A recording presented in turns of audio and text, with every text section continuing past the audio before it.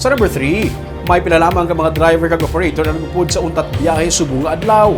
Iban nga transport group ang nagpupod sa prayer rally sa panawagan kontra sa modernization sa mga PUJ sa syudad. Ma-report si Nico Delfin. Dungan nga nagraling katapos ang Bacolod Alliance for Commuters, Operators and Drivers o KUNBACOD sa corner sa Burgos Circumferential Road kag Barangay Mansiningan kainasang aga. Ang Franchise Consolidation kag Corporation Scheme sa ginaduso nga Public Utility Vehicle Modernization Program kabahin sa ginapamatukan sang grupo. Suno kay Lilian Simbrano, Secretary General sang BACOD.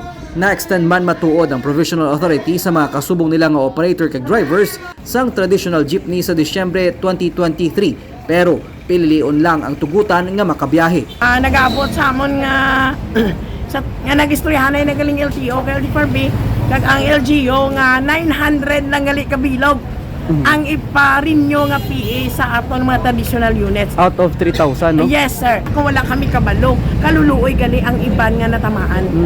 No? Nga hindi lapit sa luwag. Hindi lapit sa indise. Kaluluoy gali ang aton traditional operators nga wala na interest sa 900. So meaning, damo-damo pa nga mga supra pa na 2,000 ang matamaan nga hindi gali marinyo. Pero pila lamang sa ilang naguntat biyahe. Ang grupo sang sentrong samahan ng mga chopper at operators Negros o kon Estone upod sa United Negros Drivers and Operator Center o kun Undok kag FIBACDA. Wala naguntat biyahe sa pagpati nga mas maapektuhan diri ang mga commuters.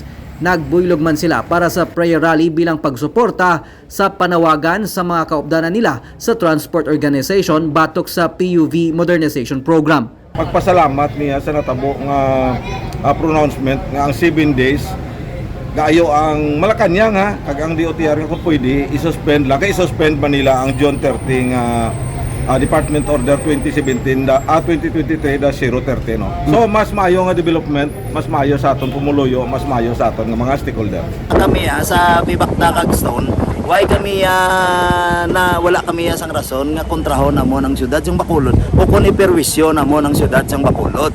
Amo na sang amon nga mga rason kay hindi kami da konforme. Ginbuligan na kami sang LGU tapos tagaan pa namon problema daw ka hindi amo. Ang grupo ang nagasalig man sa local government units ng syudad nga makabulig sa ila sa tion nga ipatuma na sa hugot ang modernization program.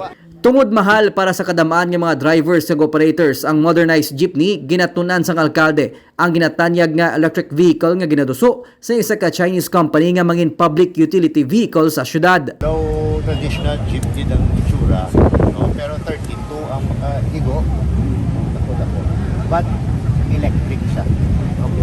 Hindi nga tuloy mi ora. Ari lang. So pagpalamit sa ako ko, I have only one condition sa inyo. Kinahanglan kung i-prataganon ka na di sa Bacolod, ang operators sa jeepney, kinahanglan ang ginansya nila malako. Nagpasalamat man ang alkalde kay wala maapektuhan ng commuters bangod kadaman sa mga transport group sa Bacolod wala magupod sa untat biyahe. Nico Delfin para sa DG Cast Negros.